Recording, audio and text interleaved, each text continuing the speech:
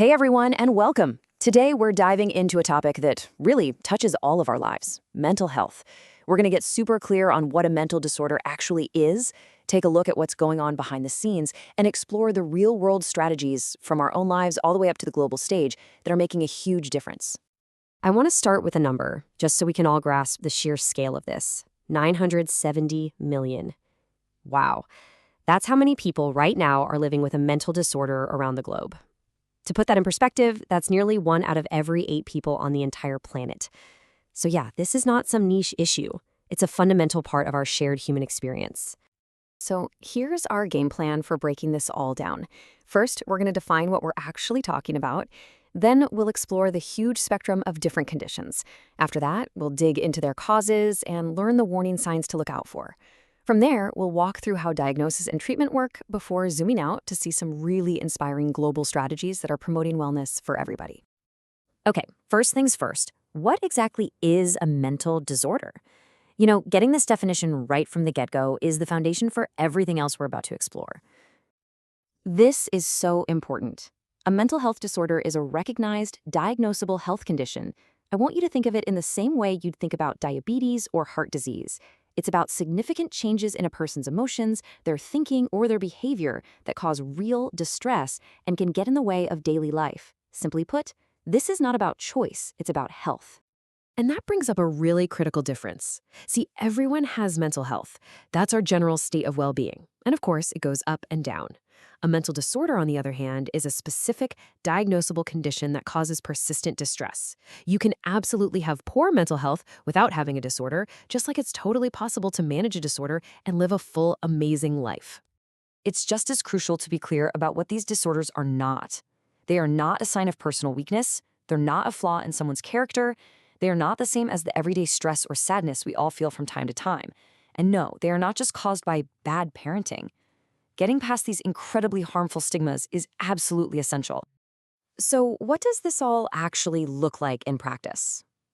Well, that brings us to the huge spectrum of conditions out there. You see, mental disorder isn't just one thing. It's a broad umbrella term that covers this incredibly varied landscape of human experiences. And this table gives us just a little glimpse into that variety. Disorders are usually grouped into categories. You've got anxiety disorders like GAD and PTSD, mood disorders like depression and bipolar disorder. Then there are neurodevelopmental conditions like ADHD and autism, and a whole lot of others. The big takeaway here is just how wide-ranging these conditions really are. So this naturally brings up the next big question. Where do these conditions even come from? In this next section, we're going to look at the causes and the warning signs, because these things don't just pop up out of thin air. There are complex factors at play, and pretty often, some clear signs that something's up. There's rarely a single simple cause. Instead, it's almost always a combination of different factors. Of course, genetics and family history can play a role, and so can biology and brain chemistry. But so can our life experiences, things like trauma, chronic illness, and even loneliness. It's really a complex web of influences. So, what should we be looking for? What are those common warning signs? The key word here is persistent change. We're not just talking about a bad day or a rough week. We're talking about ongoing sadness, really extreme mood swings, pulling away from friends and activities, or major shifts in sleeping or eating habits. Just being aware that these are signs is a huge first step. Okay, now that we have a better handle on the what and the why, let's turn to the path forward, diagnosis and treatment. This section is all about the journey to wellness and the real solutions that can help. Getting a diagnosis isn't some random shot in the dark. It's a careful, structured process.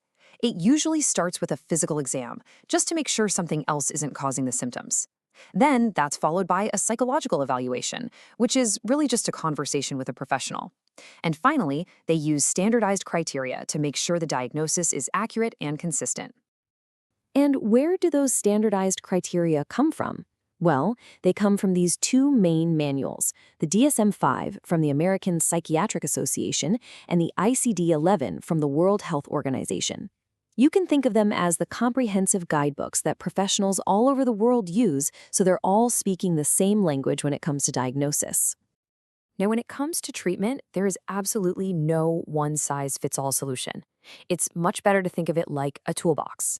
For some people, psychotherapy or talk therapy is the most effective tool. For others, medication is absolutely crucial. And for a lot of people, the best approach is a combination. That might include lifestyle changes, support groups, and sometimes even more advanced therapies. All right, let's zoom out now for our final section. We're looking at global strategies for wellness. How are we as a global community tackling this massive issue on a public health scale? What's really cool is that the focus is shifting from just treating illness to actively promoting wellness. This means things like big public awareness campaigns to fight stigma, creating policies for psychologically safe workplaces, and even designing our communities with more green spaces, which is proven to boost our well-being. It's all about building a healthier environment for everyone, from the ground up. And guess what? These strategies are actually working. Let's do a quick fire round of some inspiring examples. Down in Australia, Headspace has created this amazing one-stop shop for young people, giving them integrated mental and physical health support for anyone aged 12 to 25. Then in Zimbabwe, you have the Friendship Bench, and this idea is just brilliantly simple. They train community grandmothers in evidence-based talk therapy, and they provide it right there on city benches.